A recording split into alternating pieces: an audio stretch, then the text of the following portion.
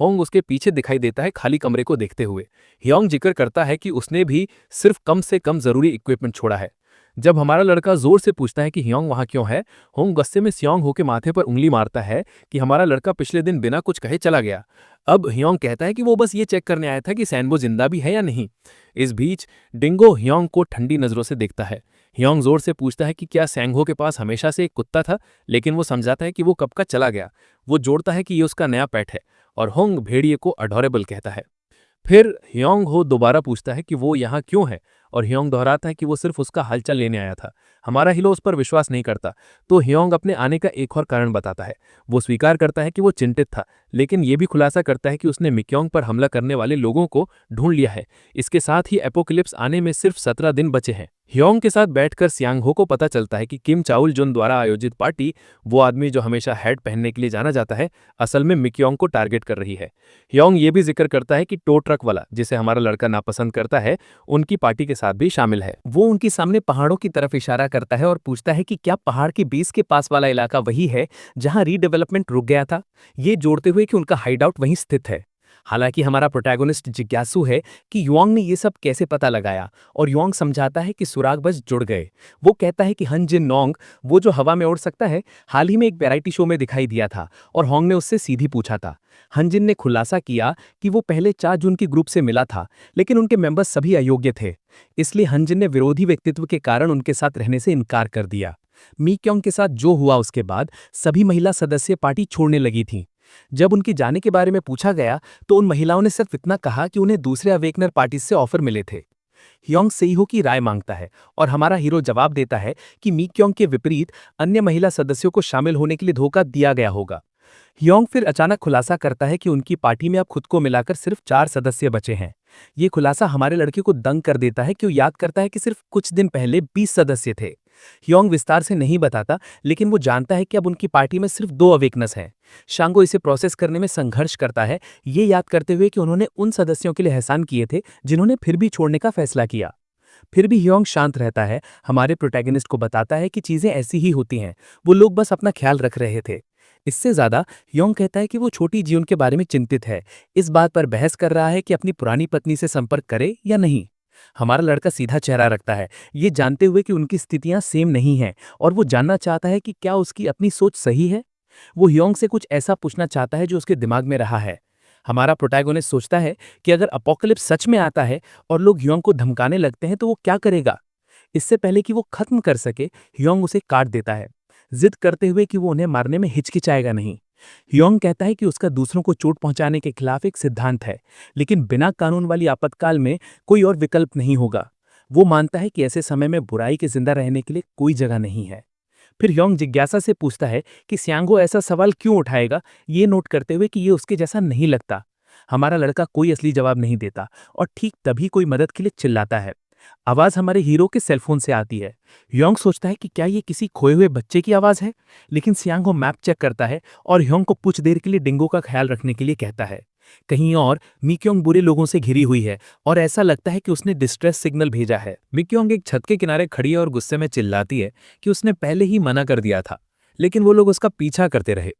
इन ह्योक यानी tow truck वाला और हॉक उसका मजाक उड़ाते हुए पूछते हैं कि वो इतने तमाशा क्यों कर रही है, और उसे नीचे आने की मांग करते हैं। मिक्योंग जवाब मांगती है कि वो ऐसा क्यों कर रहे हैं। इन ह्योक उसे फिर से सोचने के लिए कहता है, लेकिन किम चाल जोन और मा जोंग आगे आते हैं और कहते हैं कि वो अपने तरीके से चीजों को संभालेंगे। वो इशारा करते हैं कि क्योंकि वो एक रीडेवलपमेंट एरिया में है, इसलिए कोई भी मिक्योंग को बचाने नहीं आएगा। किमची यानी किम चाल जोन उसे अपनी एनर्जी बर्बाद न करने के लिए कहता है और याद दिलाता है कि उन सबके पास ट्रेड्स हैं। फिर वो काउंटडाउन शुरू करता है। इस बीच हमारा लड़का एक गली में छिपकर अपने हथियार तैयार कर रहा है। 2 की गिनती पर वो गुलेल से हमला करता है और 3 पर किम चॉल जुन को मार पड़ती है। ग्रुप के सारे मेंबर्स कंफ्यूज्ड हैं, ये पता लगाने की कोशिश कर रहे हैं कि उन पर हमला कौन कर रहा है। अचानक हमारा प्रोटैगनिस्ट हेलमेट पहने हुए सामने आता है और इन्योक पर हमला करने के लिए आगे बढ़ता है, ये सोचते हुए कि अपनी पहचान बताई या नहीं। इंडियन वॉर क्लब का उपयोग करते हुए सियांगहो इन्योक को जोर से मारता है और फिर तुरंत दूसरे मेंबर की तरफ जाता है। ये आदमी काली एनर्जी छोड़ रहा है, जिससे हमारे हीरो को शक होता है कि उसके पास विजन ब्लॉकिंग ट्रेट है, लेकिन स्योन हो उसे मारने में सफल रहता है। अब हमारा हीरो जोर से सांस ले रहा है और जब वो मिक्योंग को देखता है तो वो उसे सावधान रहने की चेतावनी देती है। वो मुड़ता है और देखता है कि किम शेल एक बैट लेकर उसकी तरफ आ रहा है, जो उसके हेलमेट पर लगता है और उसे डैमेज कर देता है। स्योन हो हमले के पीछे की विनाशकारी ताकत से हैरान है। उसी समय किमची को एहसास होता है कि वो कौन है, लेकिन हमारा लड़का गहरी सोच में है, ये पहचानते हुए कि किमची का ऑफेंसिव ट्रेट शुरुआती चरण में भी बेहद शक्तिशाली है। किमची हमारे प्रोटैगनिस्ट को धमकाता है और उसके ग्रुप के मेंबर्स उसकी मदद के लिए उठते हैं, जो नॉन अवेकनेस होने के बावजूद अपनी पूरी ताकत लगाने के लिए तैयार है। इन ह्यॉक बिजली के साथ हमारे हीरो पर हमला करता है और पास आते हुए उसका मजाक उड़ाता है। स्योंग हो दुविधा में है कि वो क्या करे, क्योंकि उसका विरोधी अपनी सारी स्किल्स दिखा रहा है और वो सोचता है कि क्या उसे डायमेंशनल गेट का उपयोग करना चाहिए। जैसे ही इनह्यॉक हमला करने वाला होता है, डिंगो अचानक प्रकट होता है और इनह्यॉक के हाथ पर काट लेता है। ह्योंग गली से बाहर निकलता है और पूछता है कि क्या दिन के उजाले में ये सब करना सही है, और सुझाव देता है कि अगर वो मुसीबत नहीं चाहते तो ग्रुप को चले जाना चाहिए, ये कहते हुए कि वो पुलिस को बुला रहा है। ग्रुप के सारे मेंबर्स अभी के लिए पीछे हटने का फैसला करते हैं। ह्योंग टिप्पणी करता है कि वो कमजोर दिखते हैं, लेकिन फिर भी घमंडी तरीके से बिहेव करते हैं। अगला मिक्योंग नीचे आती है और तुरंत हमारे हीरो का सिर पकड़ लेती है, ये चेक करने के लिए कि क्या वो ठीक है। वो नोट करती है कि उसका हेलमेट टूट गया है और ह्योंग हमारे लड़के को पीठ पर उठाने की पेशकश करता है। उन दोनों को चिंतित देखकर स्योंग के दिमाग में गेम के अपने पुराने साथियों की याद आती है। जब मिक्योंग हॉस्पिटल जाने का सुझाव देती है तो हमारा प्रोटैगनिस्ट मुड़ जाता है और जिद करता है कि वो ठीक है। फिर वो ह्योंग से पूछता है कि क्या वो मिक्योंग को अपनी पार्टी में शामिल कर सकते हैं। ह्योंग कहता है कि जब तक मिक्योंग को कोई ऐतराज नहीं है तब तक कोई समस्या नहीं है, और वो खुशी से सहमत हो जाती है। हीरो ये कहकर चला जाता है कि उसे कुछ काम है, जबकि ह्योंग और मिक्योंग सोचते रह जाते हैं कि वो इतना अजीब बर्ताव क्यों कर रहा है। घर लौटने के बाद हमारा हीरो अपनी भावनाओं को कंट्रोल करने और अपनी तैयारियों के दूसरे चरण की योजना बनाने पर ध्यान केंद्रित करता है। उसका अचानक जाना अनिवार्य था और ह्योंग और मिक्योंग को साथ देखकर उसे लगा कि वो उन पर अपनी क्षमताओं के राज के साथ भरोसा कर सकता है, लेकिन फैसला पहले ही ले लिया गया था। डायमेंशनल गेट का पूरा फायदा उठाने के लिए हमारे लड़के को जल्दी से लेवल अप करना होगा और स्किल्स और फार्मिंग हासिल करने पर ध्यान देना होगा। पहाड़ी गैंग से लड़ने के बाद आइटम पावर से उन्हें कुचल देने वाला विचार और मजबूत हो गया है। उसे एहसास होता है कि अगर वो योजना के अनुसार अपोकलिप्स के लिए तैयारी करता है तो 3 लेवल या उससे ज्यादा का अंतर होगा, जिससे उसके आसपास रिस्पॉन होने वाले मॉन्स्टर्स ज्यादा ताकतवर होंगे और अपने दो साथियों के साथ टीम बनाना मुश्किल हो जाएगा। वो काम करता रहता है जब तक कि वो अपने हाइडआउट में लकड़ी जलाने वाला स्टोव इंस्टॉल नहीं कर लेता, ये जानते हुए कि इससे उसे रात में अच्छी नींद आएगी। डिंगो भी स्टोव का आनंद लेता है और उसके बगल में गहरी नींद सोता है। अब हमारे प्रोटैगनिस्ट के पास इंस्टॉल करने के लिए बस कुछ और चीजें हैं और उसका शुरुआती हाइडआउट सेटअप लगभग पूरा हो जाएगा। दृढ़ निश्चय के साथ वो पूरी रात जागने का फैसला करता है। इसके साथ अपोक्लिप्स आने में 16 दिन बचे हैं। एक न्यूज एंकर दर्शकों को पहले देखे गए एस्ट्रॉइड के बारे में अपडेट देता है। रिपोर्ट के अनुसार एचएसए ने घोषणा की है कि युनजाम्बी सोलर सिस्टम के मध्य बिंदु में प्रवेश कर चुका है। एचएसए उसके रास्ते की बारीकी से निगरानी कर रहा है, लेकिन मीटेओराइट जुपिटर के गुरुत्वाकर्षण द्वारा टूट गया था। जवाब में मीटेओराइट मॉनिटरिंग डिपार्टमेंट के हेड थॉमस चैंडलर जनता को सूचित करते हैं कि दो टुकड़ों युनजाम्बी अल्फा और बीटा के धरती के करीब आने की कोई संभावना नहीं है।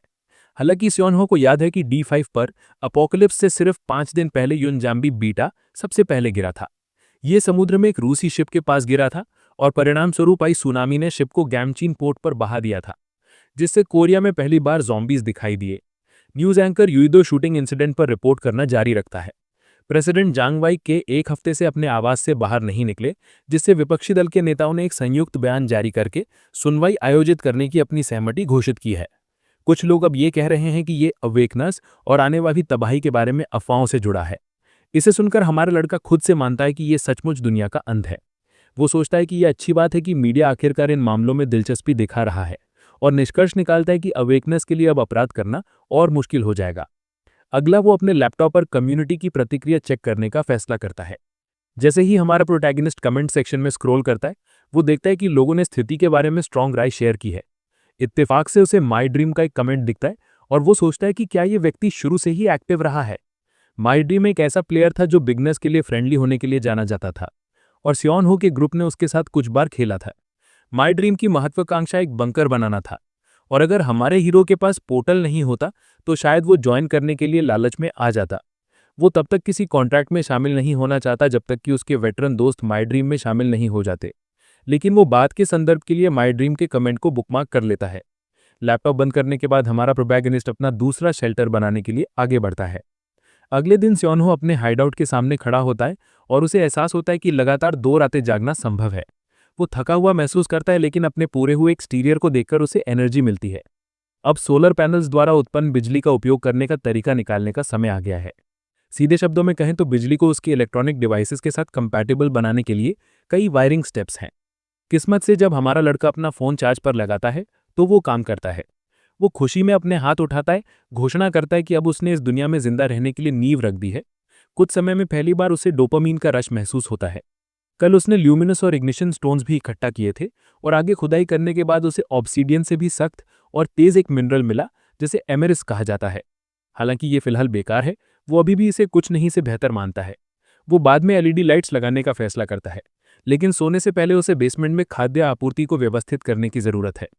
अचानक डिंगो का शोर उसका ध्यान खींचता है। बाहर दौड़ते हुए स्योंगहो डिंगो को मेम्ड वुल्फ्स का सामना करते हुए पाता है, एक ऐसा मॉन्स्टर जिसे वो सूरा से पहचानता है।